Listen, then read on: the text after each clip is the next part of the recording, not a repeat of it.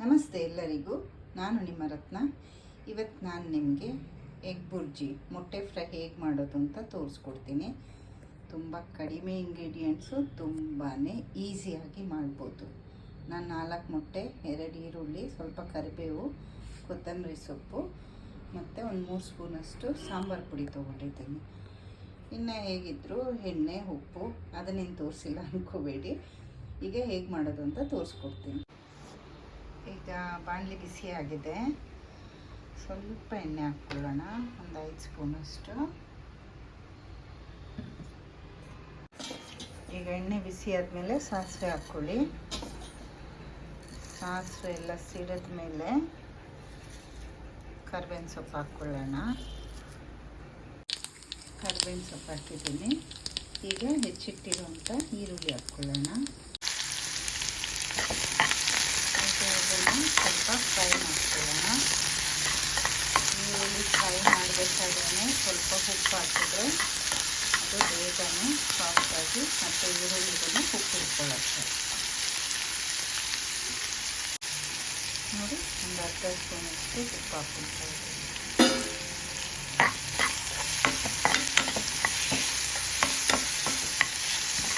ಸ್ವಲ್ಪ ಚೆನ್ನಾಗಿ ಫ್ರೈ ಆಗಲಿ.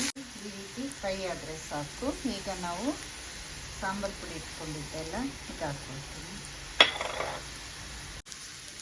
ಇದನ್ನು ಸ್ವಲ್ಪ ಈರುಳ್ಳಿ ಜೊತೆಗೆ ಚೆನ್ನಾಗಿ ಬಾಡಿಸ್ಕೊಳ್ಳೋಣ. ಕೊತ್ತಂಬರಿ ಸೊಪ್ಪು ಹಾಕಿದ್ದೀನಿ. ಈಗ ನೋಡಿ, ನಾನು 4 ಮೊಟ್ಟೆ ತೊಗೊಂಡಿದ್ದೀನಿ.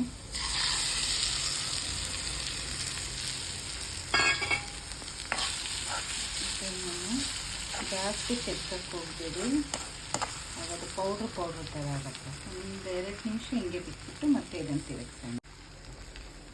ಈಗ ಸ್ವಲ್ಪ ನೋಡಿ ಹಿಂಗೆ ಬರಬೇಕು, ಆಮ್ಲೆಟ್ ಥರ. ಈಗ ಹುರಿದ್ರೆ ಉಂಡುಂಡೆ ಆಗಿ ಇರುತ್ತೆ. ಮತ್ತೆ ತುಂಬ ಟೇಸ್ಟಿಯಾಗಿರುತ್ತೆ. ಏನು ಅನ್ನ ಸಾರು ಜೊತೆಗೆ ನೆಂಚ್ಕೊಳ್ಳೋಕ್ಕೆ ಏನಿಲ್ಲ ಅಂದರೆ ಒಂದು 2 ಮೊಟ್ಟೆ ಇದ್ದರೂ 1 ಈರುಳ್ಳಿ ಕುಯ್ದಾಕಿ ಟಕ್ ಅಂತ ರೆಡಿ ಮಾಡಿಬಿಡ್ಬೋದು. ಇನ್ನೂ ಒಂದು ಇದರಲ್ಲಿ ಏನಂದರೆ, ಈ ಮೊಟ್ಟೆ ಫ್ರೈಗೆ ನಾನು ಎಲ್ಲ ಆದಮೇಲೆ ತೋರಿಸ್ಕೊಡ್ತೀನಿ. ನೋಡಿ ಎಷ್ಟು ಚೆನ್ನಾಗಿ ಉಂಡೆ ಆಗಿದೆ. ಮತ್ತೆ ಬೇಗ ನಾವೇನಾದರೂ ತೆಗೆದುಬಿಟ್ರೆ ಅದು ಪೌಡ್ರ್ ಥರ ಆಗುತ್ತೆ. ಅದು ಮತ್ತೆ ಬಾಯಿಗೆ ಸಿಕ್ಕಲ್ಲ. ಈಗಿರಬೇಕು.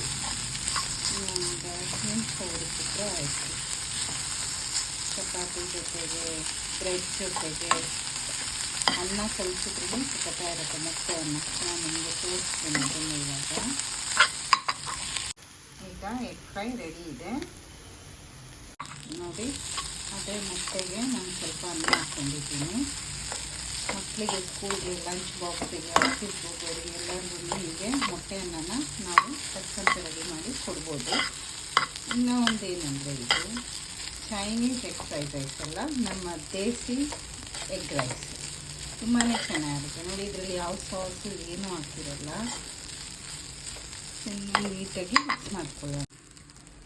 Egg rice ready.